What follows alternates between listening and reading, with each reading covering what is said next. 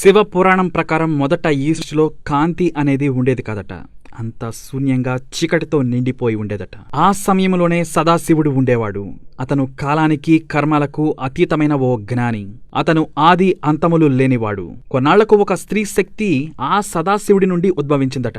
సదాశివుడు ఆమెను శివగా పిలిచాడు. దీనిని బట్టి శివ అంటే సదాశివుడి యొక్క స్త్రీ శక్తి అని ప్రతి ఒక్కరూ అర్థం చేసుకోవాలి. వారిద్దరి ఆలోచనల నుండి అలలతో కూడిన ఒక మహాసముద్రం ఉద్భవించింది. ఆ సముద్రపు అలల నుంచే శేషపాన్పుపై ఉండే మహావిష్ణువు జన్మించాడు. అలా పుట్టగానే తన కర్తవ్యమేమిటంటూ ఆ సదాశివుడు మరియు ఆ శివలను ప్రశ్నిస్తాడు. అప్పుడు వారికి భగవంతుడు అయిన సదాశివుడు ఒక అదృశ్య రూపంలో వచ్చి, నువ్వు సర్వజ్ఞానివి, నీ పేరు విష్ణువు, నీవు కాఠిన్యము నుండే జ్ఞానాన్ని సేకరించగల శక్తిని కలిగి ఉంటావు అని చెబుతాడు. సదాశివుని మాటలు విన్న విష్ణువు అనేక సంవత్సరాల పాటు కఠినమైన తపస్సు చేస్తాడు. అలా తపస్సు చేస్తున్నప్పుడే అతని శరీరము నుంచి అనేక సముద్రాలు పుడతాయి. ఇంకా అతని నుండి 24 అంశాలు ఆవిర్భవించాయి. తరువాత విష్ణువు శేషపాన్పుపై అనేక యుగాల పాటు నిద్రిస్తాడు. కొన్ని యుగాలు గడిచిన తరువాత విష్ణువు తన అంతర్గత శక్తిని మేల్కొలుపుతూ కలువ పువ్వు లాంటి తన కండ్లని తెరుస్తాడు.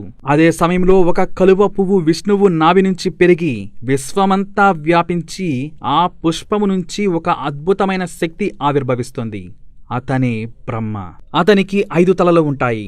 4 తలలు 4 దిక్కులను చూస్తుండగా 5వ తల ప్రతి దిశగా ఉన్నటువంటి పంచముఖ బ్రహ్మగా అతను ఆవిర్భవిస్తాడు. అయితే అతనికి తాను ఎక్కడి నుంచి వచ్చానో తెలియదు. అది కనుగొందామని ఆ తామర పువ్వు కాండములోకి వెళ్లి తన జన్మ మూలాలు కనుగొనడానికి ప్రయత్నిస్తాడు. అలా ఎన్నో యుగాలు ప్రయత్నించినా తన పుట్టుక ఎలా జరిగిందో కనుగొనలేకపోతాడు బ్రహ్మ. ఇక ఆలసిపోయిన బ్రహ్మ తిరిగి తాను ఆరంభించిన చోటికి వచ్చేస్తాడు. అదే సమయంలో దేవుడు అయిన సదాశివుడు అదృశ్య రూపంలో వచ్చి అతనితో, నువ్వు కాఠిన్యం నుంచి జ్ఞానాన్ని సేకరించమని ఆదేశిస్తాడు. దీంతో బ్రహ్మ 100 సంవత్సరాలకు పైగా తపస్సు చేస్తాడు. అలా చెయ్యగా అతని మనస్సులోనికి దైవిక జ్ఞానం ప్రవేశిస్తుంది. తద్వారా పుట్టుకని తెలుసుకోగలుగుతాడు. అప్పుడే విష్ణుమూర్తి శేషపాన్పుపై పవళించి ఉండడాన్ని అతను చూస్తాడు. అద్భుత తేజస్సుతో వెలుగొందుతున్న ఆ విష్ణువు నాభి నుండి వచ్చిన తామర పువ్వు మొదలుని చూసి ఆనందంతో, నువ్వు ఎవరు, నేను ఎవరు అని అతనిని బ్రహ్మ అడుగుతాడు. అప్పుడే విష్ణువు, పితామహ, భయపడవద్దు, నేను నిన్ను ఆహ్వానించాను. నువ్వు అడిగిన దానికి ఇప్పుడే సమాధానం చెబుతాను అంటాడు. కాని రాజలక్షణం కారణంగా బ్రహ్మ హృదయం ఆ సమయంలో అహంభావ ఆలోచనలతో నిండిపోతుంది. అందువల్ల విష్ణువుతో, నన్ను పుట్టించడానికి నువ్వు ఎవరివి? నేను సర్వజ్ఞానిని, నాకు నేనుగానే జన్మించాను, నేను పితామహుడిని అని అంటాడు బ్రహ్మ. అతని మాటలు విన్న విష్ణువు, పితామహ, మీరు నా నాభి నుండి వచ్చిన తామర పువ్వు నుంచి పుట్టారని నాకు తెలుసు. నా మాయకు ఆధారం మీరు. అసలు నిజాలని తెలుసుకోండి అంటాడు. ఇదంతా విన్న తరువాత బ్రహ్మకి కోపం కట్టలు తెంచుకుని వచ్చేస్తుంది. దీంతో విష్ణువుతో వాదనకి దిగుతాడు. సరిగ్గా అదే సమయంలో సదాశివుడు అనంతమైన భారీ అగ్నిస్తంభం రూపంలో వారిద్దరికీ కనిపిస్తాడు.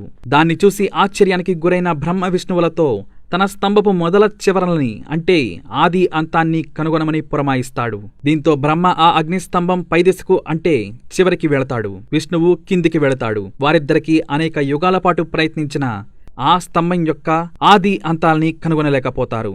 దీంతో బ్రహ్మ తన ఓటమిని అంగీకరించి తిరిగి వెళుతుండగా మధ్యలో అతనికి ఒక మొగలి పువ్వు కనిపిస్తుంది.